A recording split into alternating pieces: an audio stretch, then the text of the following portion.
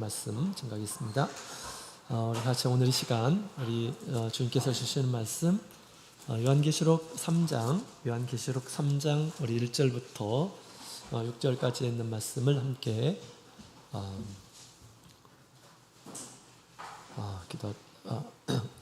교독하도록 하겠습니다.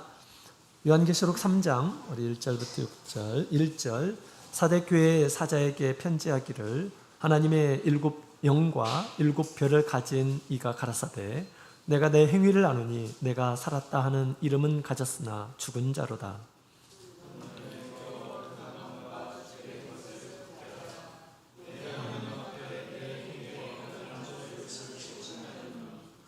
그러므로 내가 어떻게 받았으며 어떻게 들었는지 생각하고 지켜 회개하라. 만일 일깨지 아니하면 내가 도적같이 이르리니 어느 시에 내게 임할는지 내가 알지 못하리라.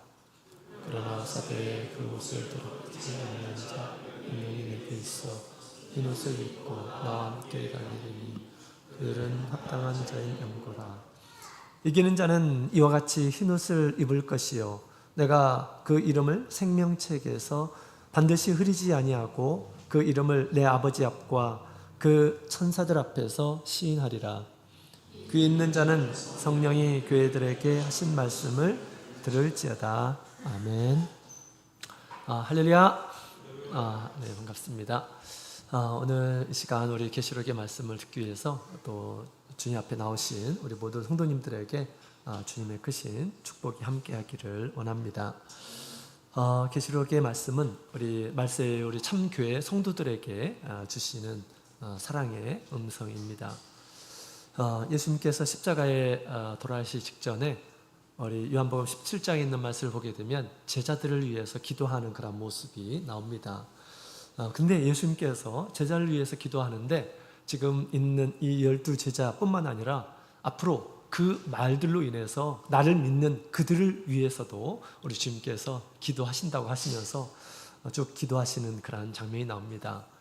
장차 예수를 믿게 될 이런 사람들을 위해서도 우리 예수님께서 기도하셨다라는 그런 사실이죠. 우리 계시록이 바로 그런 말씀입니다. 우리 일곱 교회의 교회를 통해서 말세의 참 교회에게 주시는 그런 메시지입니다. 이 말씀을 통해서 우리가 말세를 살아가고 있는 우리 모든 성도들이 근신하며 또 주님께서 주신 말씀을 따라서 살아가는 우리 모든 성도님들이 다 되시기를 원합니다. 자, 오늘 이 시간에는 우리 사대 교회에 대한 우리 편지를 우리 예수님께서 해주셨는데요. 우리 사대 교회는 지난 시간에 같이 살펴보았던 두아디라 교회 동남쪽으로 약 48km, 그러니까 두아디라 교회에서 제일 가까운 교회에 있습니다. 그래서 일곱 교회는 이렇게 시계 방향으로 있는 거 아시죠? 두아디라 그 사대 이 지역은요 큰 도시였는데 공업 도시였다고 합니다. 거기는 특히 우리 천과 양털 염색이 굉장히 발달했다고 합니다. 우리 지금처럼 우리 옷감이 이렇게 흔하지 않았어요. 옛날에는 굉장히 귀했죠. 또 돈으로도 이렇게 활용을 했다고 합니다. 그 다음에 금모래가 유명한 아주 부유한 도시였다고 합니다. 또 이 사대는 군사적으로 또 쉽게 정복할 수 없는 그런 지형을 가졌는데요. 남쪽을 제외하고는 다 이렇게 이제 급한 경사면이 있어서 적들이 쉽게 쳐들어올 수 없는 그런 곳이었다고 합니다. 고원 지역이었다고 합니다. 그래서 좀 안정적이고 또 물질적으로 풍요한 그런 도시였는데 그 도시에 살고 있었던 우리 사대교회 성도들은 어떤 모습이었을까? 오늘 말씀을 통해서 우리에게 잘 얘기해 주고 있습니다. 자, 우리 예수님께서 사대교회에 나타나실 때 두 가지 모습으로 나타나셨죠. 첫 번째로는 하나님의 일곱 영을 가진 모습, 그 다음에 두 번째로는 일곱 별을 가지신 모습으로 우리 예수님께서 나타나셨어요. 사대교회에 뭔가 메시지를 주기 위해서 그렇게 보이셨던 거죠. 하나님의 일곱 영이라고 이렇게 되어 있습니다. 우리 하나님의 일곱 영은 다른 곳에 보면 7등불로 이렇게 또 표현되기도 하고 그렇죠. 또 7눈으로도 표현되고 있습니다. 하나님의 영은 하나인데 7영이라고 합니다. 그래서 우리 구약 성경에 보면 우리 하나님의 영의 어떤 특징에 대해서 설명하고 있는 그런 내용인데요. 7이라고 하는 것은 당연히 완전한 그런 수입니다. 그래서 우리 하나님께서 보내신 그런 성령을 지금 이렇게 표현하고 있는데 하나님의 7영을 우리 예수님께서 가지시고 계신다라고 그렇게 얘기합니다. 성령은 우리 하나님께서 주시는 영이죠. 또 예수님께서 주시는 영임을 가르쳐주고 있습니다. 왜 성령을 우리에게 주시는 걸까요? 우리 하나님의 사람으로 완전케 하시려고 한편으로는 하나님의 말씀을 주시고 또 한편으로는 성령을 이렇게 주셔서 우리가 하나님의 사람으로 온전케 되도록 하기 위해서 돕는 영으로 주님께서 우리에게 주신 것입니다. 그것을 주님께서 주관하고 계신다라는 것을 얘기해 주고 있습니다. 이사야 11장 우리 1절부터 2절에 있는 말씀을 보게 되면 그 하나님의 영의 특징에 대해서 나오죠. 지혜의 영, 또 총명의 영, 모략과 재능의 영, 지식의 영, 하나님을 경외케 하는 영, 영적 그런 존재임을 얘기하고 있습니다. 그래서 우리 사람에게 꼭 필요한 하나님 앞에 완전한 이런 사람이 되기 위해서 우리 예수님께서 주시는 그런 성령을 우리 예수님께서 지금 가지고 계심을 얘기하고 있습니다. 그래서 우리가 성령을 주님 앞에 구하죠. 주님께서 주시는 것입니다. 뿐만 아니라 우리가 끊임없이 우리 하나님 앞에서 온전한 그런 삶을 영유하기 위해서 우리 주님께서 성령을 통해서 주시는 그런 많은 은혜들이 필요한 것입니다. 온전한 은혜들이 필요한 거지요. 그러므로 우리가 사실은 이 세상을 이길 수가 있는 것입니다. 우리의 힘으로 결코 우리가 이 세상을 이길 수가 없습니다. 우리의 지각으로도 되지를 않지요. 주님께서 주신 성령의 풍성한 은혜 또 은사를 통해서 우리가 하나님 앞에 온전하게 될 수 있는 것입니다. 또한 우리 예수님의 손에는 하나님의 7별을 가지셨다 이렇게 얘기하고 있습니다. 7별은 지난번에 같이 살펴본 것처럼 우리 예수님께서 교회에 보내신 사자를 별이라고 이렇게 표현했어요. 왜 주님께서 사자를 보내십니까? 왜 일꾼을 보내실까요? 그 교회를 다스리도록 하기 위해서, 치리하고 또 하나님의 말씀으로 이끌게 하시기 위해서 우리 주님께서 일꾼을 보내십니다. 그런 일꾼들은 그냥 똑같은 우리 성도가 아니고 우리 예수님께서 그의 손에 가지고 오른손에 가지신 별과 같은 존재이다라고 그렇게 이야기를 하고 있습니다. 자, 그래서 이 두 가지의 모습을 그들에게 보여주었습니다. 왜 그 모습을 보여주고 있을까? 조금 이따 같이 한번 살펴보도록 하겠습니다. 자, 우리 예수님께서 사대 교회에 아주 큰 이 메시지를 이렇게 주시는데요. 예수님께서 칭찬 없이 책망만 있는 것이 바로 책망으로 시작된 것이 바로 사대 교회입니다. 이 사대 교회는 1절에 있는 말씀을 다시 한번 읽어볼까요? 시작. 사대 교회 사자에게 편지하기를 하나님의 7영과 7별을 가진 이가 가라사대 내가 내 행위를 아노니 내가 살았다 하는 이름은 가졌으나 죽은 자로다. 아멘. 사대교회는 전체적으로 칭찬할 것이 없었던 것 같습니다. 예수님께서 아주 준엄한 그런 책망을 하고 있습니다. 또 그들의 실상을 그대로 알려주고 있는 그런 내용이 나옵니다. 그래서 7개 교회 중에 가장 심한 책망을 받은 그러한 교회였습니다. 예수님 보시기에 우리 성도들의 모습, 교회의 모습이 살았다는 이름은 가졌으나 죽은 자로다라고 그렇게 얘기합니다. 예수님의 눈에 죽은 자로 보였다라고 그렇게 얘기하고 있습니다. 물론 여기서 죽었다고 하는 것은 뭐 생명이 끊어졌다는 것이 아니죠. 살고 있지만 예수님 앞에 죽어 있는 그런 모습으로 보였다라는 것입니다. 우리는 마땅히 살아있는 모습으로 주님 앞에 나타나야 합니다. 그런데 사대교회는 그러지를 않았어요. 그들은 나름대로 살았다는 이름은 가진 자들이다 라고 그렇게 생각을 했습니다. 이름이라고 하는 것은 그 사람 자체죠. 그 자체를 이름이라고 이렇게 표현합니다. 살았다고 하는 그런 이름은 가지고 있는 자들이다. 그러나 예수님 보시기에는 죽어있는 이런 자다라고 그렇게 얘기합니다. 사실 우리 세상에 있는 모든 이런 사람들은 죄와 허물 가운데 하나님 앞에 죽어있는 이런 사람들입니다. 그러나 사대교회에 있는 우리 성도들은 우리는 살아있어, 살은 자들이야 라고 그렇게 말했다라는 것입니다. 당연히 우리 교회에서도 그렇게 얘기하죠. 우리는 살아있는 이란 사람들입니다. 죄로 죽은 이란 사람이 아니죠. 우리 성도들은 새로운 생명을 가진 그런 자들이다 라고 그렇게 이야기를 하고 있습니다. 어떻게 죄 가운데서 죽어있는 우리가 다시 살았을까요? 예수를 믿고 물과 성령으로 거듭났다라는 것은 새로운 생명을 얻었다라고 하는 것이죠. 그래서 우리가 세례를 받는 것도 예수 그리스도의 생명으로 연합되어서 새 생명을 가진 이러한 사람이 되게 하시려고 주님께서 이 은혜를 베풀어 주셨다라고 그렇게 이야기를 하고 있는 것입니다. 그래서 주님의 은혜로 말미암아서 우리가 세례를 받고 또 성령을 받는 가운데 우리가 새로운 생명을 가진, 이전에는 죽어있던 이란 사람이었는데 이제는 살아있는 이란 사람이라고 일컫습니다. 그 살아있는 이란 사람의 신분이 뭡니까? 하나님의 자녀이고 또 우리 하늘의 시민권자이다 라고 그렇게 얘기를 하는 거죠. 그렇습니다.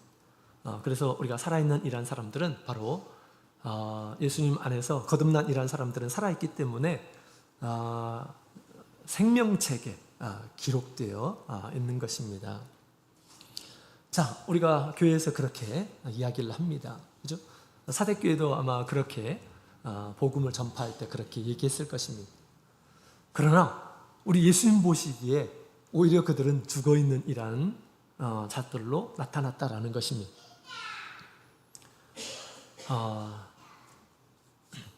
자, 어떻게 우리 예수님의 눈에는 그렇게 보였을까요?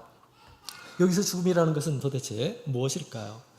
자, 우리 2절에 있는 말씀을 같이 읽어보도록 하겠습니다. 2절 같이 읽겠습니다. 시작. 너는 일깨어 그 남은 바 죽게 된 것을 굳게 하라. 내 하나님 앞에 내 행위에 온전한 것을 찾지 못하였노니. 아멘. 자, 여기서 죽었다라고 하는 것은 행위가 없다라는 그런 뜻이에요. 예수님 보시기에 새로운 생명에 걸맞는 그런 삶이 있어야 되고 행동이 있어야 되는데 그런 모습이 전혀 보이지 않았다라고 하는 것입니다. 그들은 물과 성령으로 거듭났지만 옛날에 가졌었던 그런 행위대로 살고 있었던 것입니다. 처음에는 그렇지 않을 수도 있습니다. 그러나 점점점 신앙생활을 하는 가운데서 오히려 우리 하나님 앞에 전진하는 그러한 신앙이 아니라 후퇴하는 신앙이 되어서 옛날에 옛사람의 모습으로 다시 돌아갔음을 얘기해주고 있는 것입니다. 새 생명에는 새로운 생명이 합당한 그런 모습이 있어야 하는 것이죠. 그들은 행함이 없는 그러한 믿음을 가진 이러한 사람이었습니다. 야고보서 2장에도 보면 행함이 없는 믿음은 죽은 믿음이다 라고 그렇게 이야기를 하고 있습니다. 나는 믿음이 좋다. 나는 많은 믿음을 가지고 있다. 나는 하나님 말씀을 많이 알고 있다. 그래도 그렇지만 그와 같은 그런 행위가 없으면 무엇일까요? 죽어 있는 것이다 라고 그렇게 이야기하는 것입니다. 사대교회가 바로 그런 모습으로 있었던 것입니다. 그들은 예수를 믿어서 우리는 살아있다, 하나님의 자녀다, 거룩한 하나님의 백성이다 라고 그렇게 얘기했지만 그와 같은 행위가 그들에게 없었음을 우리 예수님께서 지적하고 있습니다. 그런 행위가 없는 그들은 우리 예수님 앞에는 죽어있는 모습이에요. 죽어있는 모습. 죽어있는 모습. 자, 우리 에베소서 4장 우리 1절에 있는 말씀 함께 보시겠습니다. 에베소서 4장 1절.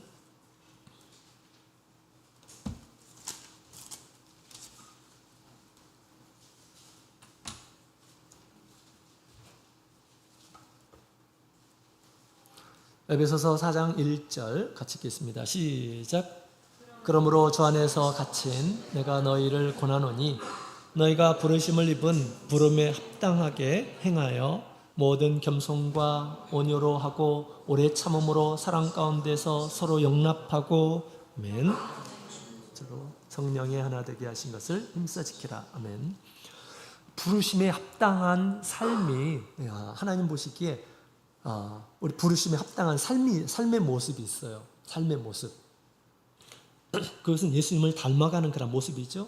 예수님이 겸손하시고 온유하시고 하듯이 예수님을 닮아가는 그런 삶이 있습니다. 부르심에 합당한 새로운 생명을 가진 하나님의 자녀라고 하는 거룩한 자의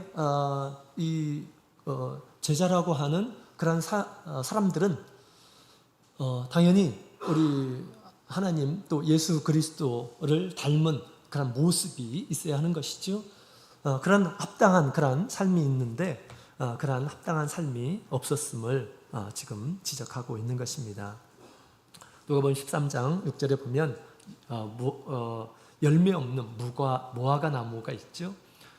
무화과 잎사귀만 많이 있고 열매는 정작 사람들에게 필요한 열매, 그런 열매가 없는 그런 모습을 우리 주님께서 뭐라고 얘기하십니까? 하나님께서 뭐라고 하십니까? 그걸 베어버려라 라고 그렇게 이야기하고 있습니다. 지금 이 사대교회는 그와 같은 그런 상황임을 얘기해 주고 있습니다. 우리 하나님의 은혜를 받았다면 은혜에 걸맞는 그런 모습을 우리가 가지고 있어야 되겠죠. 또 믿음에 걸맞는 그런 행위를 우리가 반드시 가지고 있어야겠습니다. 우리 예수님께서 마지막 날 무엇을 가지고 심판하실까요? 우리 믿음을 가지고 심판하실까요? 그렇지 않습니다. 우리가 행한 대로 우리 주님께서 심판하실 것이다 라고 그렇게 예수님께서 말씀을 하신 것이죠. 자, 우리 예수님 보시기에 좋은 행위, 아름다운 행위, 좋은 열매가 전혀 없었음을 지금 얘기해 주고 있습니다. 예수님이 어떤 분입니까? 정말 넉넉하신 분이십니다. 그래서 지금 첫사랑을 버린 이 에베소 교회에도 우리 예수님께서 좋은 면을 이렇게 먼저 말씀하시고 드러내시고 칭찬하시고 알아주시고 그랬잖아요. 그죠? 근데 알아줄 것이 하나도 없는 거예요. 사대교회는. 참 안타깝죠? 도아디라 교회는 예수님 보시기에 사랑이 있었고 또 믿음이 있었고 또 섬김이 있었고 인내가 있었습니다. 버가모 교회에도 우리 믿음과 충성이 있었어요. 스무나 교회에 또 환난과 궁핍 가운데서 우리 예수님을 버리지 않는 그런 믿음이 그들에게 있었습니다. 또한 에베소 교회에는 우리 성도들의 주님을 향한 그런 사랑과 수고와 인내가 있었음을 우리 예수님께서 말씀을 하셨죠. 그런데 이 사도교회는 어떠한 칭찬도 없는 그런 교회였습니다. 영적인 잠에 푹 자고 있는 그런 모습을 얘기해 주고 있는 것입니다. 우리가 자고 있으면 움직이잖아요. 사람들이 자고 있으면 움직이지 않습니다. 마치 죽어 있는 것처럼 이렇게 보이죠. 움직이지 않아요. 믿음의 어떤 움직임, 믿음의 어떤 행동 이런 것이 전혀 없었음을 얘기해 주고 있습니다. 우리 예수님께서 이런 행위를 지금 요구하고 있습니다. 예수님 믿는 일한 사람으로서 합당한 그런 행위를 주님께서 요구하고 있어요. 행위는 뭐 다른 사람들이 보는 거 그런 행위 그렇게 중요하지 않아. 마음이 중요한 거지. 어떤 사람들 그렇게 얘기하는 이런 사람들이 있어요. 그럴까요? 그렇지 않습니다. 마음이 있으면 행위도 있는 거예요. 그죠? 좋은 믿음은 행위를 동반합니다. 그렇습니다. 그래서 우리가 반드시 우리 예수님 보시기에 합당한 그런 행위를 가져야 됩니다. 그래서 그 예수님께서 기뻐하시는 그런 행위들, 어떤 행위들이 있을까요? 우리 첫 번째, 정말 가장 기본이 되는 그런 행위, 믿음의 행위가 반드시 우리에게 있어야 합니다. 믿음의 행위. 믿음이라고 하는 것은 주님을 향한 믿음이죠. 주님을 신뢰하는 그런 마음으로 갖추는 그런 행위입니다. 그래서 가장 믿음의 행위 가운데서 가장 기본이 되는 것은 무엇일까요? 가장 기본이 되는 것은 주님을 찾고 주님께 기도하고 또 주님의 말씀을 듣고 주님을 찬양하고 하는 것이 가장 기본적인 우리 믿음의 행위다라고 그렇게 생각이 됩니다. 믿음이 없으면 이런 것들을 할 수가 없어요. 믿음이 있는 이런 사람들이 주님을 찾게 되는 것입니다. 어려운 일이 있을 때 주님을 먼저 생각하고 찾는 이런 사람들이 믿음을 가진 이런 사람들입니다. 그래서 우리가 가장 기본적인 우리 믿음의 행위는 주님 앞에 예배드리는 그런 삶이에요. 예배는 무엇입니까? 예수님은 주님께 나오는 행위예요. 또 주님 앞에 엎드리는 행위이고 주님의 말씀을 듣는 행위이고 주님을 찬양하는 행위이고 주님을 찾는 또 주님께 강구하는 그런 행위입니다. 그래서 저는 이 믿음의 행위 가운데서 가장 기본적인 것은 예배 생활이다라고 그렇게 생각이 됩니다. 이런 것들이 없으면 다른 것들은 기대할 수가 없습니다. 믿음의 행위가 반드시 있어야 하겠습니다. 그 다음에 두 번째로는 우리 소망의 행위가 있어야 하겠습니다. 소망의 행위. 소망의 행위는 무엇일까요? 우리가 환난과 궁핍 가운데서도 주님을 부인하지 않고 끝까지 자기의 신앙을 지키는 것. 왜 그런 걸까요? 왜 이렇게 자기에게 현실적으로 큰 어려움이 있고 손해가 있고 그렇지만 주님을 포기하지 않고 예배를 포기하지 않고 그렇게 살 수 있는 것일까요? 소망이 있기 때문에, 하나님께 대한 소망이 있기 때문에 그렇게 사는 것입니다. 또한 환난 가운데서 자기 목숨을 우리 주님 앞에 버리고 끝까지 죽도록 충성하는 그런 마음은 소망이 없으면 절대 할 수 없는 그런 일입니다. 그것은 소망의 행위예요. 또 우리 하나님 앞에서 궁핍한 가운데에서 우리가 자신의 믿음을 지키고 또 인내하면서 끝까지 우리가 우리 믿음을 견제하는 것은 우리의 소망의 행위입니다. 그 다음에 세 번째로는 또 우리가 갖춰야 할 그러한 행위가 있죠. 사랑의 행위가 있습니다. 사랑의 행위. 주님을 사랑하기 때문에 갖추는 그런 행위들이 있습니다. 사랑은 우리 입으로 되는 것이 아니죠. 사랑이라고 하는 것은 수고를 동반합니다. 참된 사랑일수록 더욱 그렇습니다. 네가 나를 사랑하느냐, 내 어린 양을 치라 라고 그렇게 말씀하십니다. 어린 양을 치는 것 쉽지 않아요. 그렇죠? 함께 해야 되고 가르치고 돌보고 수고하고 그 다음에 봉사하고 섬기고 하는 것들은 우리가 사랑이 없으면 참 힘듭니다. 그런 것들은 우리 사랑의 행위예요. 주님께서 부탁하신 그런 행위이죠. 뿐만 아니라 사랑의 행위는 이웃을 사랑하는 것입니다. 구원으로 이끄는 그런 행위가 무엇입니까? 우리 전도가 무엇일까요? 이웃을 사랑하는 그런 행위입니다. 이웃을 사랑하는 행위. 그런 행위들을 우리 주님께서 바라고 계시는 것입니다. 당연히 우리 믿는 이란 사람으로서 나타내야 할 것들이죠. 그죠? 예수님께서 우리에게 부탁하신 일이기도 합니다. 근데 예수님께서 사대교회의 모습을 봤을 때 전혀 이런 것들이 없었던 것을 얘기해 주고 있습니다. 우리 주님께서 우리에게도 그러한 행위들을 우리 주님께서 찾고 계시는 것이죠. 결코 우리는 이런 행위에 잠자고 있는 이런 사람이 되어서는 안 되겠습니다. 주님께서 기뻐하시는 것에는 우리가 솔선수범하는 그런 자세를 가지고 다른 사람이 어떻게 하든지 간에 그런 거 신경 쓰지 않고 이것은 주님께서 원하시는 것이구나, 주님께서 기뻐하시는 것이구나 라고 생각이 든다면 정말 그것을 위해서 최선을 다하는 그런 믿음의 행위, 또 사랑의 행위, 소망의 행위가 주님께서 알아주시는 그런 행위가, 그런 열매들이 있기를 원합니다. 자, 우리 사대교회는 그런 것들이 전혀 없었죠. 이때 우리 예수님께서 이제 이렇게 권고하고 있습니다. 자, 우리 2절, 3절에 있는 말씀을 함께 읽어보겠습니다. 2절, 3절 시작. 너는 일깨어 거 남은 바 죽게 된 것을 굳게 하라. 내 하나님 앞에 내 행위에 온전한 것을 찾지 못하였노니 그러므로 내가 어떻게 받았으며 어떻게 들었는지 생각하고 지켜 회개하라. 만일 일깨지 아니하면 내가 도적같이 이르리니 어느 시에 내게 임할는지 내가 알지 못하리라. 아멘. 너는 일깨우고 그리고 그 남은 바 죽게 된 것을 굳게 하라 라고 그렇게 얘기합니다. 그들에게 주님께서 지금 명령하고 있어요. 빨리 일깨워라 라고 얘기하고 있습니다. 일깨우라는 것은 경계하고 깨어있으라 라고 하는 그런 얘기입니다. 깨어서 근신해야 될 것임을 얘기해 주고 있습니다. 그 다음에 굳게 하라. 그 남은 바 있는 것을 굳게 하라 라고 그렇게 얘기하죠. 남은 바, 죽게 된 것, 죽지 않도록 그것을 굳게 지키라 라고 그렇게 이야기를 하고 있습니다. 이것마저 없으면 아무런 희망이 없습니다. 이것마저 없으면 그들이 가지고 있는 것은 도대체 무엇일까요? 이것마저 없으면 어떤 희망도 없는 것입니다. 그들이 가지고 있는 것은 무엇일까요? 지금 사대교회에 얘기한 거죠.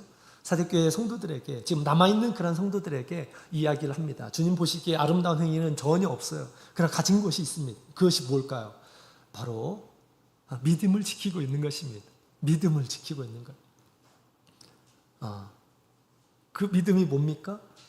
와서 예배 시간에 와서 하나님께 말씀을 듣고 하는 것이죠.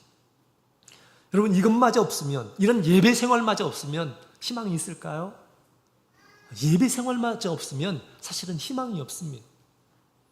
주님의 말씀도 듣지를 못할 것이고, 또 주님과 멀리 떨어지게 될 것이고, 주님께 멀리 가게 되면 어떻게 될까요? 점점점 멸망으로 다가가는 그러한 것일 뿐입니다. 그래서 남은 바 죽게 된 것을 굳게 하라라고 그렇게 얘기합니다. 이것마저 소홀하게 하게 되면 이제 그들에게는 소망이 없는 것입니다. 예배 생활도 하지 못하게 되면 이것은 믿는 자가 아니죠. 그죠? 믿는 자가 아닙니다. 그렇게 이제 믿음 생활을 하다가 또 시련이 있고 환란이 있을 때 그 있는 것마저 사라지는 그런 경우들도 있는 것입니다. 그래서 무엇보다도 우리가 예배 생활을, 이것은 가장 중요한, 나 자신을 살리기 위한 그러한 행위입니다. 예배 생활, 그죠? 하나님 앞에 예배 드리는 것. 우리 교회에서 예배 드리는 것은 우리 예수님께서 지금 우리 요한계시록 1장에 있는 것을 통해서 우리에게 얘기해 주신 것처럼 우리 예수님께서 어디에 계실까요? 지금 교회 촛대 사이에 거하시면서 우리 예수님께서 우리를 돌보고 계십니다. 어떤 모습일까요? 대제사장 모습으로 당신의 피를 가지시고 우리를 계속해서 깨끗이 하시는 그런 모습으로 계십니다. 만왕의 왕으로서 계시고 선지자의 모습으로 계십니다. 심판자의 모습으로 우리 예수님께서 계심을 가르쳐주고 있습니다. 그 예수님 앞에 나오지 않는다고 한다면 무슨 소망이 있겠습니까? 아무런 소망이 없는 것입니다. 하나님의 나라에서 어떤 소망도 없는 것입니다. 그래서 우리가 반드시 우리 믿음의 사람들에게 우리 믿음을 지키도록 우리는 반드시 우리 성도들에게 권면해야겠습니다.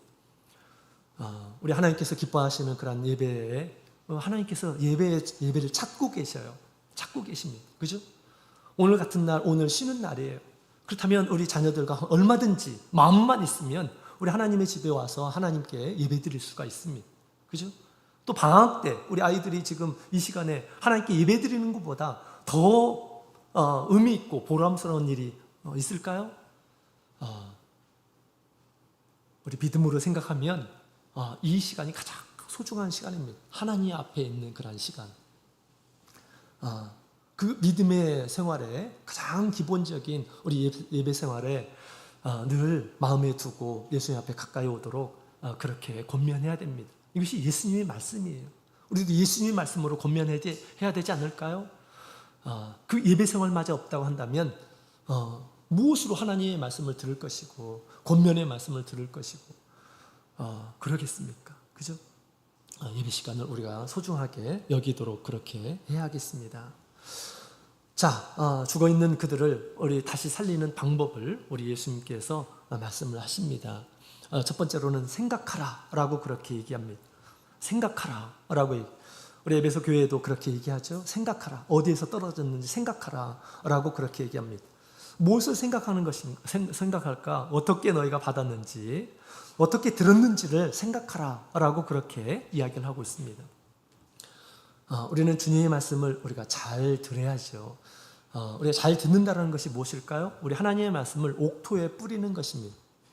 좋은 마음에 받는 거예요. 좋은 마음, 착한 마음에 하나님의 말씀을 받는 것입니다. 아무리 많이 하나님의 말씀을 듣는다 하더라도 우리 길가에다가 하나님의 말씀을 심고 뭡니까 돌밭에다가 또 하나님의 말씀을 심고 그러면 절대 어떤 수확도 할 수가 없어요. 옥토에 우리 하나님의 말씀을 심는 그런 사람이 되어야 하는 것입니다. 하나님께서 당신의 말씀을 주시기 위해서 어떻게 하실까요? 한편은 하나님의 성령을 주셔서 하나님의 말씀을 깨닫게 하시고요. 또 한편으로는 하나님께서 교회의 별을 하나님의 사자를 보내어서 하나님의 말씀을 전하도록 그렇게 하십니다. 하나님의 말씀을 전하도록 해요. 그 말씀은 우리 하나님께서 그 별들을 오른손에 두고 계신다고 그랬죠. 하나님께서 교회의 상황을 알게 하시고 또 성도들이 필요한 것들을 알게 하시고 생명의 말씀, 진리의 말씀을 들려주시는 것입니다. 그래서 그 말씀을 우리가 하나님의 말씀으로 착한 그런 마음 가운데 뿌리게 될 때 소망이 있다라는 것입니다. 근데 우리 하나님의 말씀을 모든 사람들이 그렇게 받는 것이 아니에요. 착한 마음으로 받는 것이 아니에요. 조금 우리 자기에 관련된 그런 이야기를 들으면 굉장히 언짢아 듣습니다. 지금 나 들으라고 하는 얘기일 거야 라고 그렇게 얘기하면서 반감을 이렇게 갖는 그런 경우들이 있어요. 유대인들도 그랬어요. 예수님께서 말씀하실 때, 그죠? 반감을 가지고 들어요. 또 저 말씀이 맞나 틀리나 의심하면서 듣는 이란 사람이 있습니다. 의심하는 자기의 지식을 가지고 저 말씀은 맞나 틀리나 하면서 이해되는 것만 믿으려고 하는 이러한 경향을 가진 이러한 사람들이 있습니다. 우리 예수님께서 주시는 말씀은 그대로 받는 것이 가장 좋습니다. 우리에게 주시는 메시지가 늘 말씀 가운데 있어요. 그 말씀을 그렇게 받을 때 그 말씀이 우리 가운데서 역사한다라고 그렇게 얘기하죠. 우리 바울 사도는 우리 데살로니가에 가서 열심히 복음을 전했어요. 근데 짧은 시간인데 이 성도들이 엄청나게 믿음이 좋아진 것입니다. 바울 사도가 생각해 봤어요. 왜 그럴까? 그들이 하나님의 말씀을 들을 때 하나님의 말씀으로 들었다라고 그렇게 얘기합니다. 근데 모든 사람들이 그렇게 들을까요? 그렇지 않아요. 우리 고린도 지역의 고린도 교회의 성도들은 그렇지 않아요. 바울을 사도로 인정하지 않는 이러한 사람들도 있어요. 자신들이 더 똑똑하다, 자신이 가지고 있는 지식이 더 훌륭하다 이렇게 생각하는 이러한 사람들이 있어요. 우리는 베드로에게 들었고 우리는 다른 어떤 사도들에게 다 들은 이러한 사람. 우리는 그렇게 들어서는 안 됩니다. 우리 말세의 참교회 우리 사자들은 우리 주님의 손에 있는 별이다. 주님께서 보내셨고 주님께서 지금 관리하고 계시고 주님께서 먼저 교회의 실정을 보여주시고 계시고 그렇습니다. 옛날 한 교회에 이렇게 갔는데 제가 정말 좀 그 교회를 생각하면서 기도할 때 늘 마음이 무겁고 그랬습니다. 성도들의 어떤 삶을 이렇게 보면서 또 가정마다 문제가 없는 그런 가정들이 없었고 그랬어요. 어느 날 누가 그런 얘기를 하더라고요. 제가 가까운 일한 사람이 우리 교회 성도님들이 좀 이상한 것 같다 이렇게 얘기하는 거예요. 어느 날 갑자기 드는 느낌이 성도들이 죽은 시체가 왔다 갔다 하는 그런 모습으로 보였다라는 거예요. 근데 그 이야기를 듣는데 너무 동감이 되었습니다. 제 마음 가운데 공감이 되었어요. 그래서 교회의 어떤 상황들을 우리 하나님께서 누구에게 먼저 이렇게 알게 하십니까? 그 사자들에게 먼저 알게 하셔요. 먼저 알게 하시고 그들에게 필요한 말씀들을 공급하시고 어떻게 해야 될지 알려주시는 그런 일들을 하고 있는 것입니다. 그래서 우리가 말씀을 들을 때 어떻게 듣는가 굉장히 중요한 것입니다.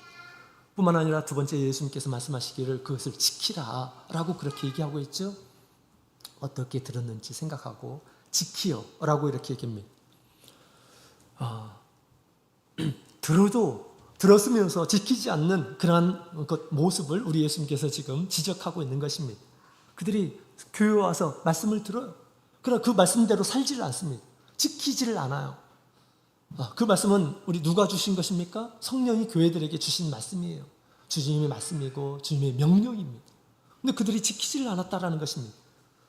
그래서 우리 예수님께서 그 말을 지키라라고 그렇게 이야기하고 있는 것이죠. 우리 하나님의 교회는 하나님께서 주신 말씀이 있습니다. 그것을 지키는 자가 복이 있는 이라는 사람이죠. 우리 부자와 나사로의 이야기가 있죠. 우리 예수님께서 말씀하셨습니다. 부자와 나사로가 이제 죽은 후에 가서 보니까 정말 낙원이 있고 그 다음에 음부가 있는 그런 사실을 알게 되었습니다. 부자가 깜짝 놀랐어요. 야, 이런 곳이 있구나. 물 한 방울에 긍휼도 없는 정말 고통스러운 이런 곳이 있는데 자기 형제들이 생각났어요. 이 형제들도 내가 온 곳에 와서는 안 되는데 라는 그런 생각을 하면서 우리 아브라함이 요청했죠. 나사로를 다시 살려서 가서 우리 형제들에게 얘기해달라. 여기에 들어오지 않도록 그렇게 해달라 라고 그렇게 요청을 합니다. 그랬더니 우리 아브라함이 뭐라고 합니까? 그들에게는 모세와 선지자가 있다. 말씀을 전하는 자가 있다 라고 그렇게 얘기합니다. 그들에게도 듣지 않는다고 한다면 나사로가 가서 얘기한다 하더라도 듣지 않을 것이다 라고 그렇게 얘기합니다. 그의 말을 거절을 했어요. 그죠? 정말 거지 같은 이 나사로가 음부가 있습니다 이렇게 떠든다 하더라도 듣는 이라는 사람이 몇 명이나 있을까요? 또한 우리 하나님께서 끊임없이 사실은 말씀하고 있었던 것입니다. 우리 말세의 참교회도 마찬가지예요. 말세의 참교회도 분명히 사대교회 같은 이런 교회가 출현할 것임을 지금 얘기하고 있습니다. 없는 것을 예수님께서 지어내서 하시는 말씀이 아닙니다. 그래서 교회가 점점점 이런 교회로 계속되면 어떻게 될까요? 희망이 없을 것입니다. 자, 그래서 지키라라고 그렇게 얘기합니다. 말씀은 듣지만 지키지 않게 되면 우리에게 전혀 유익이 없습니다. 그 다음에 세 번째로는 회개하라라고 그렇게 얘기하고 있습니다. 회개하라, 돌이키라 라고 이야기를 하고 있습니다. 안일한 마음에서 이제 주님께 돌이키라고 하는 그런 주님의 음성입니다. 회개하지 않는다면 내가 도적같이 이르겠다라고 그렇게 얘기합니다. 도적같이 이르러서 뭘 하시겠다는 것입니까? 심판하실 때 이 사람들은 죽어있는 모습으로 심판을 받게 될 것입니다. 그러면 어떻게 될까요? 다 우리 주님의 긍휼을 얻을 수가 없겠죠? 그렇습니다. 자, 그래서 우리 예수님께서 다시 살아나는 그런 방법을 우리 예수님께서 지금 가르쳐 주신 거죠. 생각하라, 또 지키라, 회개하라. 회개하지 않으면 주님께서 나의 문제를 말씀하실 때, 또 지적하실 때 회개하지 않으면 방법이 없습니다. 회개하지 않으면 망할 것이다 라고 그렇게 얘기합니다. 사람이 때로는 병들어서 죽고, 또 사고로 인해서 죽고, 또 무슨 재난으로 인해서 죽을 수가 있습니다. 죽을 수가 있어요. 그럼 어떻게 죽는가 사실은 중요한 것이 아니죠. 회개하지 않는 이런 삶이 정말 망하는 것입니다. 그래서 때로는 주님께서 직접적으로 우리에게 말씀하시는 때가 있습니다. 어떤 육체적인 고통을 통해서, 또 자녀의 문제를 통해서, 또 가정의 문제를 통해서 주님께서 그것을, 나의 문제를 정확하게 보도록 그렇게 지금 말씀을 하시는 것입니다. 뿐만 아니라 세상에 있는 것들을 통해서도 우리에게 계속해서 우리 온전한 행위를 가진 믿음의 사람이 되도록 우리 주님께서 경고하고 있는 것입니다. 그럴 때 우리가 회개하지 않는다고 한다면 우리는 희망이 없는 것입니다. 그래서 우리는 죽은 행실을 버리고 우리가 주님의 말씀을 따라서 우리 믿음의 행위, 소망의 행위, 또 사랑의 행위를 우리가 갖춰 나가야 하겠습니다. 참 감사하게도 그래도 우리 4절에 있는 말씀을 보니까 사대에 그 옷을 더럽히지 아니하는 몇 명이 있었다라고 그렇게 이야기를 하고 있죠. 그래서 아주 전체적인 모습이 아니라 아주 부분적인 그런 모습을 얘기하고 있어요. 옷을 더럽히지 않는 이러한 사람들. 우리가 예수님께 보혈로 세례를 받은 이러한 사람들은 흰옷을 입은 이러한 사람들입니다. 그 거룩함을 계속해서 잘 간직했음을 얘기하고 있습니다. 물론 우리가 그렇다고 해서 더럽혀지지 않는 것은 아니죠. 주님의 보혈로 끊임없이 용서를 구하고 회개하고 그럴 때 우리 주님께서 깨끗이 해주시는 것이죠. 더욱더 우리가 의의 행위를 통해서 우리의 옷을 깨끗하게 지킬 수가 있는 것입니다. 그와 같이 우리 예수님과 함께 동행하는 사람이 있다라고 그렇게 이야기를 하고 있습니다. 그들은 합당한 연고다라고 그렇게 얘기하는데, 그래서 우리는 그런 사람들은 우리의 믿음의 본이 되도록 해야 합니다. 우리 믿음 안에서 형통함을 얻는 이란 사람들이 있어요. 믿음 안에서. 그런 사람들은 우리가 자세히 관찰하고 그 사람들이 어떻게 믿음 생활했는지 주의해서 봐야 합니다. 물론 거꾸로도 우리가 경각심을 가져야지. 믿음 생활 하는데 형통함이 없어요. 그런 것들도 우리가 잘 봐야 됩니다. 그러나 정말 거룩한 삶을 사는 이러한 사람들이 있습니다. 그런 사람들의 모습은 잘 봐야 돼요. 왜 그런 것들을 보여주실까요? 우리를 하여금 믿음의 본을 보여주시려고 하시는 것입니다. 그런 사람들의 모습은 우리가 본을 받아야 되겠죠. 자, 그리고 우리 예수님께서 이제 이렇게 회개하도록 그렇게 권면하시고 한 가지 약속을 하시고 계십니다. 주님의 말씀을 듣고 회개하는 자, 이런 사람들은 이렇게 해주시겠다. 우리 5절에 있는 말씀을 같이 읽어보겠습니다. 시작. 이기는 자는 이와 같이 흰옷을 입을 것이요 내가 그 이름을 생명책에서 반드시 흐리지 아니하고 그 이름을 내 아버지 앞과 그 천사들 앞에서 시인하리라. 아멘. 이기는 자, 주님의 말씀을 믿음으로 듣는 자, 순종하는 자, 회개하는 자, 이런 사람들에게 세 가지의 약속을 이렇게 해주고 계십니다. 첫 번째로는 흰옷을 입게 될 것이다 라고 그렇게 이야기를 하고 있습니다. 주님의 말씀을 잘 듣고 지켜나가게 되면 당연히 흰옷을 입게 되는 것이죠. 이 흰옷은 의의 옷이라고 이렇게 표현할 수가 있습니다. 거룩한 옷, 의의 옷을 입게 될 것이다 이렇게 얘기합니다. 그래서 우리 한 형제님이 우리 어떤 교회 문제로 인해서 교회를 믿음 생활을 더 이상 하지를 못했습니다.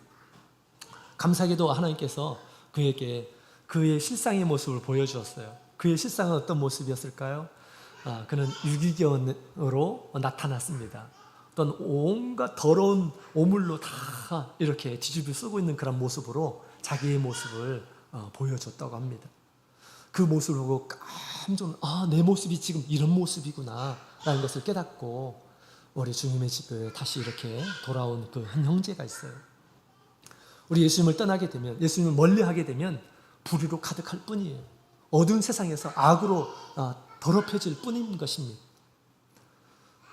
우리 주님의 말씀을 따라서 우리가 믿음의 행위를 갖추어서 늘 우리가 하나님의 집에 가까이 오고 그 다음에 말씀으로 우리의 더러운 것들을 깨끗이 씻는 그런 일들을 우리가 해야 하는 것입니다. 주님의 말씀을 지키게 되면 그렇게 해주실 것임을 얘기해주고 있는 것이죠. 그 다음에 두 번째로는 그 이름을 생명책에 반드시 흐리지 않겠다라고 그렇게 이야기를 하고 있습니다. 주님께서 보장하고 있죠. 자, 우리 생명책에 반드시 흐리지 않겠다라고 말씀하셨는데 거꾸로 얘기하면 어떻게 된다고요? 그렇지 않으면 회개하지 않는 이러한 사람들은 어떻게 되는 걸까요? 흐려지게 될 것이다. 지워지게 될 것이다 라고 그렇게 이야기를 하고 있는 것입니다. 생명책에 이름이 지워지는 것은 우리 믿는 이러한 사람들에게 사망선고와 같은 것이에요. 사망선고. 우리 주님의 말씀을 듣고 회개하지 않으면 어떻게 될까요? 망하게 될 것이다 라고 그렇게 얘기하는 것입니다. 주님께서는 우리의 믿음의 정도에 따라서 우리가 추구해야 할 바를 주님께서 말씀하십니다. 어린 아이들에게는 싸우지 않고 욕심 부리지 않고 다투지 않고 우리 주님께서 그런 것들 요구하실 수 있습니다. 그죠? 또 어느 정도 이제 신앙이 있는 이런 사람들은 예배 시간에 우리 하나님 예배 드리는 것 이거 너무 소중하고 귀한 것입니다. 그런 믿음의 행위입니다. 그죠? 주님께서 회개하도록 그렇게 하셔요. 우리 하나님 앞에 나오도록 그렇게 또 말씀하십니다. 또 더 믿음이 자라게 되면 우리 하나님 앞에서 하나님께서 우리에게 봉사를 요구합니다. 충성을 요구해요. 그렇죠? 충성을 요구합니다. 충성하지 않는 것은 우리 하나님 앞에 하나님의 뜻을 이루지 못하는 것입니다. 십자가를 지키지 않겠다라는 것입니다. 그렇죠? 또 우리 주님께서 더 믿음 있는 일한 사람들은 우리가 해야 할, 마땅히 해야 될 것들을 주님께서 또 가르쳐 주십니다. 바울 사도는 복음을 전파하지 않은 것은 나에게 큰 죄임을 깨달았어요. 그죠? 복음을 전파하지 않은, 복음을 가지고 있음에도 불구하고 전파하지 않는 것은 나에게 화가 있을 것이다 라고 그렇게 생각했던 것입니다. 믿음의 정도에 따라서 우리가 마땅히 해야 할 것들이 있어요. 주님께서 가르쳐 주신 것이 있어요. 그럴 때 우리 다른 사람, 믿음이 없는 일한 사람들, 이제 믿은 일한 사람들과 똑같이 스스로 그렇게 생각해서는 안 돼요. 많이 준 일한 사람들에게는 많이 거두겠다. 우리 주님께서 그렇게 말씀하셨어요. 신뢰한 것들도 마찬가지예요. 신령한 그런 하나님의 은혜를 깨닫게 하시고 또 얻게 하시고 그것들을 또 하나님께서 요구하시는 것입니다. 그래서 우리가 주님의 말씀을 따라서 우리가 회개하는 그런 삶을 살게 되면 우리 주님께서 어떻게 얘기하십니까? 생명책이 흐리지 않겠다라고 그렇게 말씀하십니다. 생명책이 흐리지 않겠다고 하는 것은 말세에 정말 가장 큰 축복이다라고 그렇게 저는 생각이 됩니다. 이 생명책이 기록되지 않는 이런 사람들은 어떻게 될까요? 그 사람들은 다 짐승에게 경배하게 될 것입니다. 나중에. 또 어떻게 됩니까? 심판을 받게 되고 불못에 들어갈 것입니다. 거룩한 성에 들어올 수가 없는 이런 사람들임을 성경은 가르쳐주고 있어요. 우리 주님께서 정말 귀한 것을 약속하시죠. 그 다음에 세 번째로 그 이름을 아버지 앞에 시인하리라 라고 그렇게 얘기합니다. 공적으로 우리 예수님께서 시인하시겠다라는 것입니다. 법정에서 마치 증언을 하듯이 이 사람은 내 제자입니다. 내 말을 듣는 사람입니다. 나를 따르는 자입니다. 주님께서 그렇게 인정해 주시겠다라고 하는 것입니다. 모든 사람들이 다 그런 것이에요. 나는 저 사람을 모른다. 내가 아무리 얘기하고 그런다 할지라도 저 사람은 받아들이지 않고 회개하지 않고 돌이키지 않았기 때문에 예수님께서 뭐라고 하실까요? 나는 너를 모른다 라고 그렇게 주님께서 말씀하는 이런 사람들도 있을 것입니다. 그럼 오늘 이 말씀을 듣고 우리가 돌이키고 회개하고 주님 앞에 선한 열매를 맺는 이런 사람들은 우리 주님께서 이렇게 세 가지를 통해서 우리에게 지금 확신을 주고 있습니다.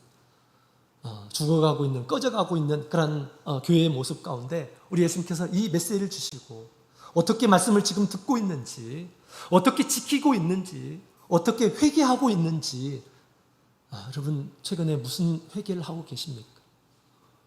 우리가 회개할 것이 한두 개일까요? 우리의 죄가 얼마나 될까요? 우리의 죄는 우리 하나님 앞에 머리털보다 많습니다. 머리털보다 많아요. 하나님께서 한 가지 알려주실 때마다 우리는 회개하는 그런 삶을 살아야 됩니다. 그렇지 않으면 방법이 없습니다.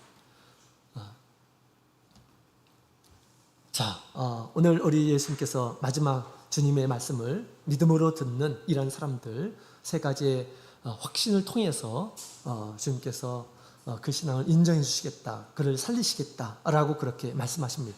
주님의 말씀을 듣는 이런 사람들에게 주님께서 성령의 은혜를 주시는 것입니다. 하나님이 그 영을 통해서 완전케 하시는 그런 은혜들을 우리 주님께서 주실 것입니다.